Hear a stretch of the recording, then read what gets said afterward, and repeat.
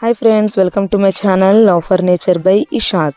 Friends, నేను ఈరోజు వీడియోలో వచ్చేసి మా అల్లుడి ఉయ్యాల ఫంక్షన్కి నేను డెకరేషన్ ఎలా చేశాననేది ఈ వీడియోలో చూపిస్తానండి. సో లాస్ట్ వరకు స్కిప్ చేయకుండా చూడండి. ఫస్ట్ మనం వచ్చేసి ఇలా ఒక పంపుతో ఈ బెలూన్ని ఇలా పంప్ చేస్తున్నామండి.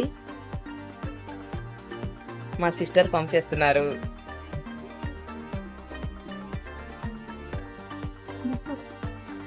సో దాన్ని ఇంకా ఆ విధంగా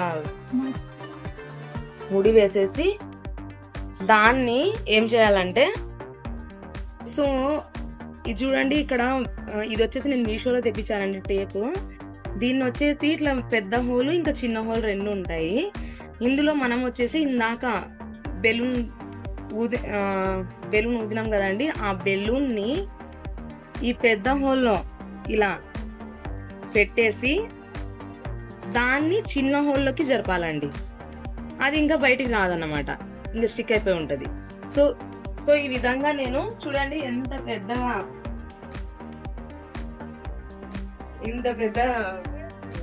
ఇక్కడ చూడండి ఎంత చక్కని బెలూన్ ఆర్ట్ తయారు చేసాము మేము సిస్టర్స్ అందరినీ కలిసి.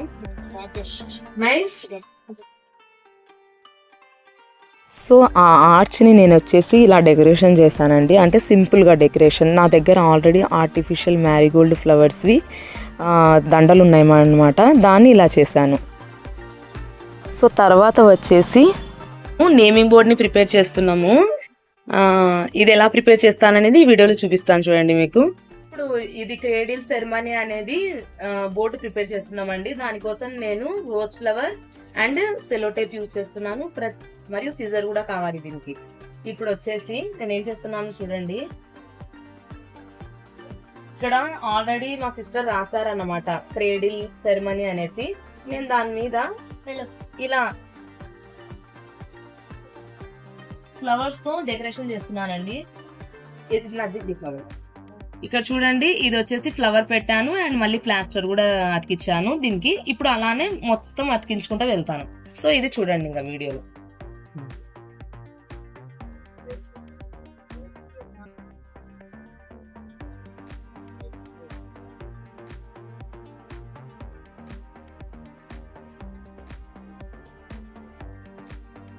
సో దీని ఓవరాల్ లుక్ అనేది ఇప్పుడు నేను చూపిస్తున్న విధంగా ఉంటుందండి తర్వాత. కానీ ఇక్కడ నేను చేసిన తప్పు ఏమిటంటే 2 బోర్డ్స్ తీసుకోవాల్సిందండి. అంటే అక్కడనే క్లమ్జీ అయిపోయింది అనమాట.